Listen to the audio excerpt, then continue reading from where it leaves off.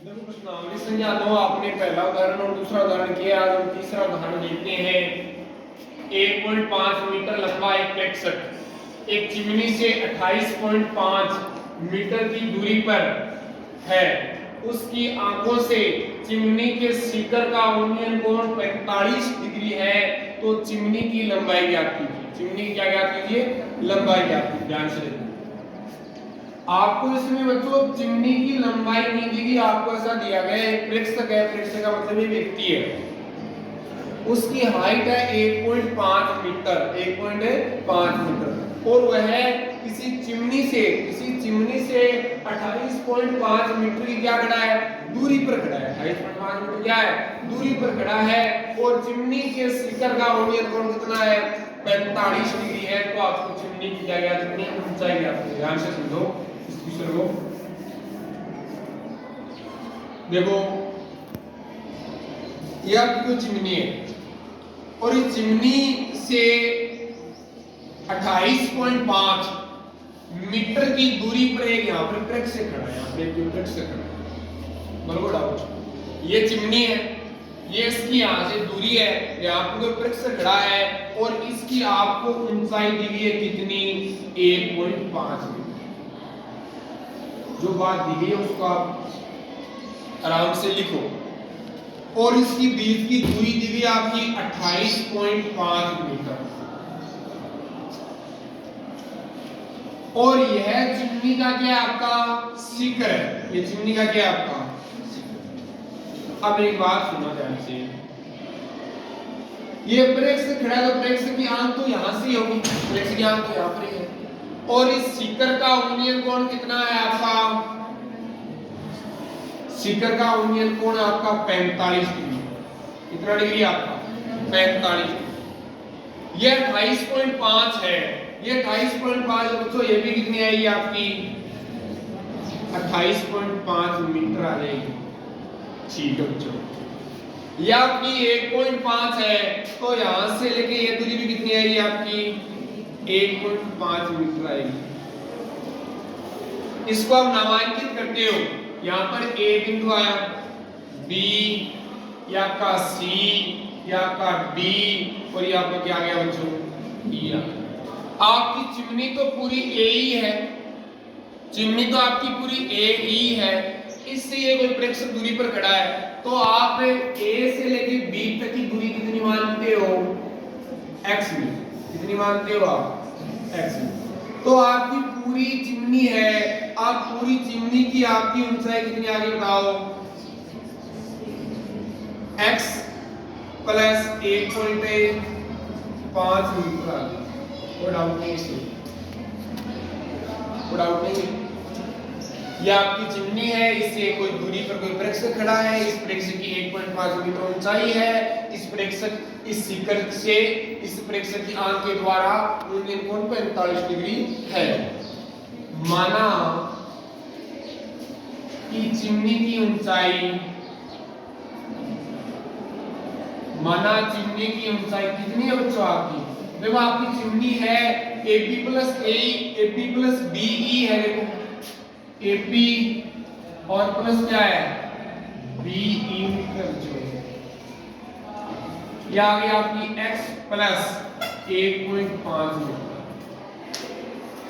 ठीक है, आपका समकोण त्रिभुज आ गया, ABC आ गया। इसमें यह कोण 90 डिग्री का है, ये 45 डिग्री का है। तो 45 के सामने वाली भुजा ये लंब हो गई और ये क्या हो जाती? आधार हो गई। ठीक है, समकोण त्रिभुज, समकोण त्रिभुज ABC में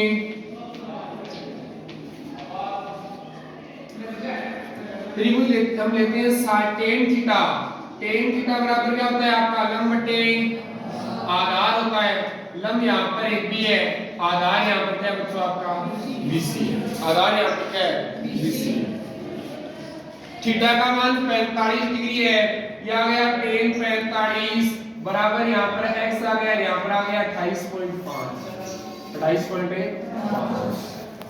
tan 45 का मान होता है 1/1 और बराबर आ गया आपका x और बट्टे में आ गया 28.5। 28.5।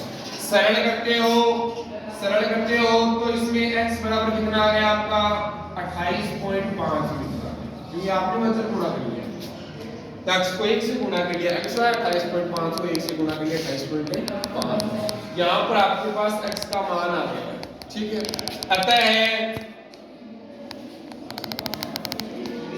अतः चिमनी की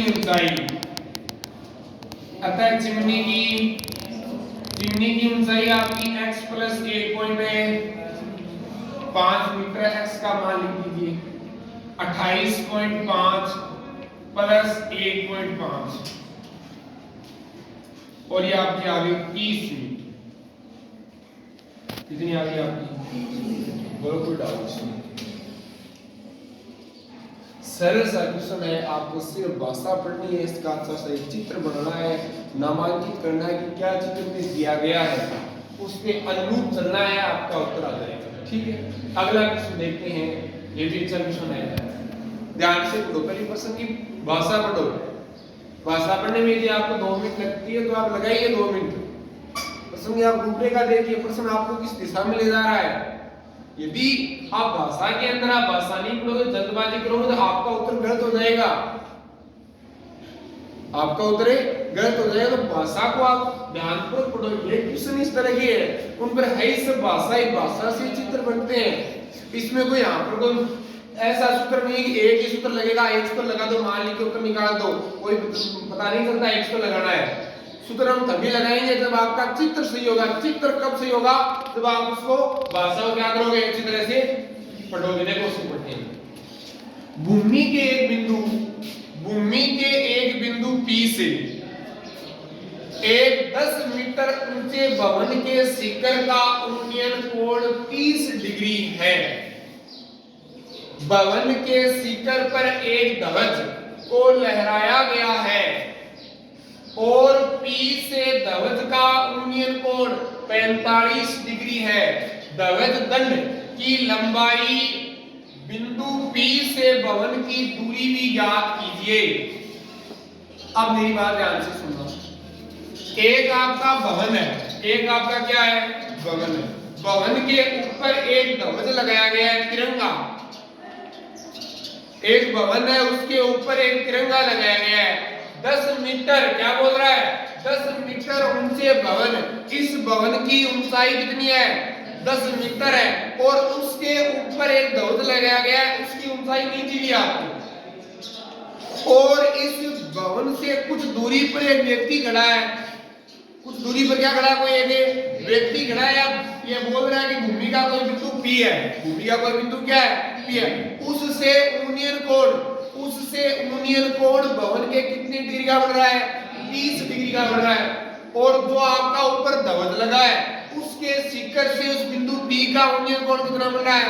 45 डिग्री बढ़ रहा है। आइए हम चित्र बनाते हैं और सरल करते हैं। देखो, सबसे पहले भवन बनाते हैं हम। यह अपना एक भवन आ गया और इस भवन से कुछ दूरी पर कोई बिंदु P स्थित है। यहाँ पर कोई बिंदु P स्थित है। यहाँ पर एक भवन है और इस कुछ दूरी के ऊपर कोई बिंदु P स्थित है। ठीक है बच्चों। और इसमें यह बोला है कि इस भवन की आपको ऊंचाई 10 मीटर दी गई है और इस भवन के ऊपर क्या लगा हुआ है? क्या लगा हुआ है? तो तिरंगा।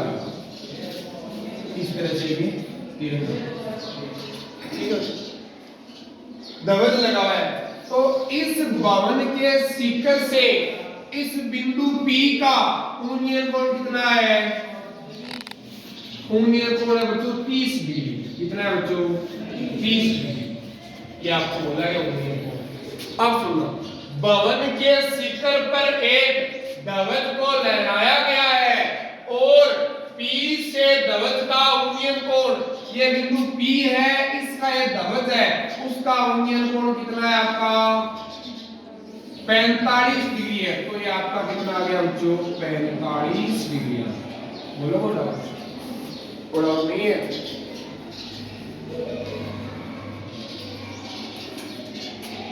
इस भवन की ऊंचाई कितनी दी गई आपको? 10 मीटर। कितनी दी गई है?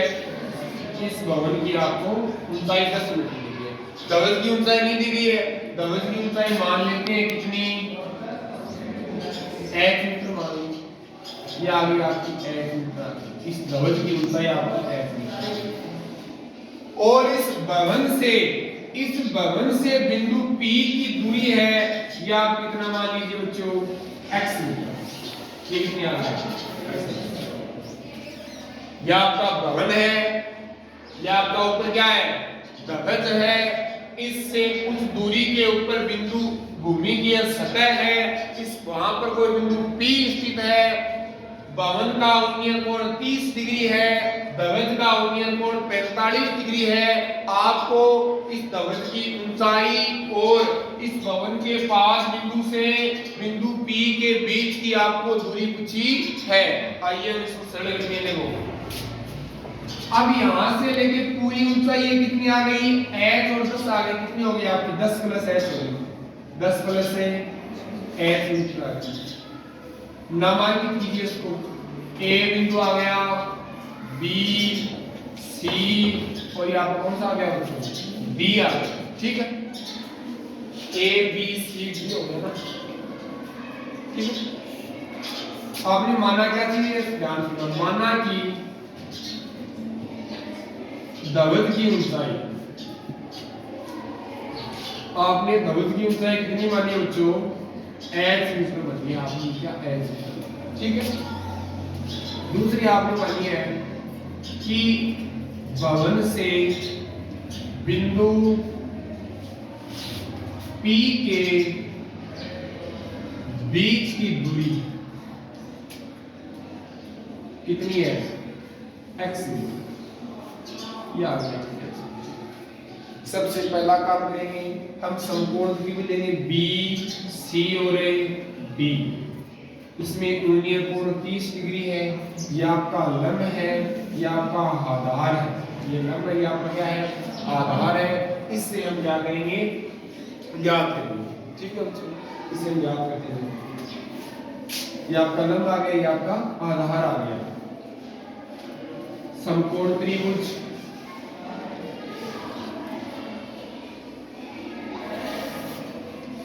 BCD में tan थीटा बराबर आ गया आपका BC बटा क्या आ गया आपका? CD आ गया। और tan का सूत्र क्या होता है? लंब बटे आधार होता है। थीटा का मान 30 डिग्री है तो आ गया tan 30 बराबर आ गया, लंब का मान 10 है, BC का मान कितना है? 10 और इसका मान कितना बच्चों आपका? x। तो आप यहाँ पर मान लिखते हैं, ध्यान से सुनना। tan 30 का मान कितना होता है? 1/√3 होता है। और ये आ गया आपका 10 बटे क्या आ गया? x आ गया। 10 बटे क्या आ गया आपका? इसको आप सरल करते हो तो x बराबर कितना आ गया? 10/√3 मीटर आ गया। 10/√3 कितना मीटर आ गया? 3 मीटर आ गया। लेकिन इसमें आपको बोला है कि √3 का मान 1.732 है, बोला है। तो आप इसका मान लिखते हैं, ध्यान से सुनना। तो x बराबर आ जाएगा 10 × 1.732 आ गया। ठीक है, इसको सरल करते हैं तो आ गया 10। इसको आप लिखते हो 1732 × कितना आ गया आपका? 1000 आ गया। दशमलव डालेंगे कितना आ गया? 1000 आ गया। एक शून्य से एक शून्य आपने क्या कर दिया? काट दिया। तो दो अंक इधर नीचे, दो शून्य, दो अंक इधर दशमलव लग जाएंगे तो x बराबर आ जाएगा आपका 17.32 मीटर आ जाएगा। कोई डाउट?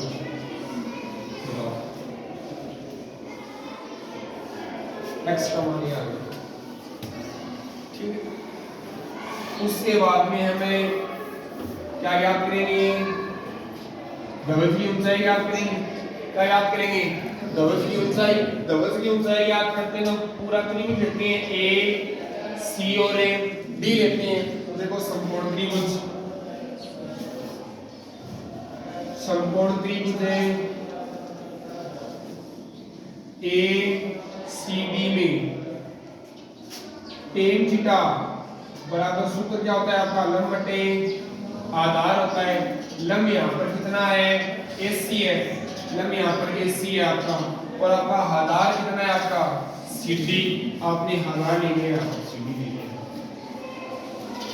tan थीटा, tan का मान कितना, tan 45 है। लम का मान बोलो जो, लम आपका कितना है, AC पूरा है, A से लेकर C तक है, तो 10 प्लस क्या आ गया, H आ गया।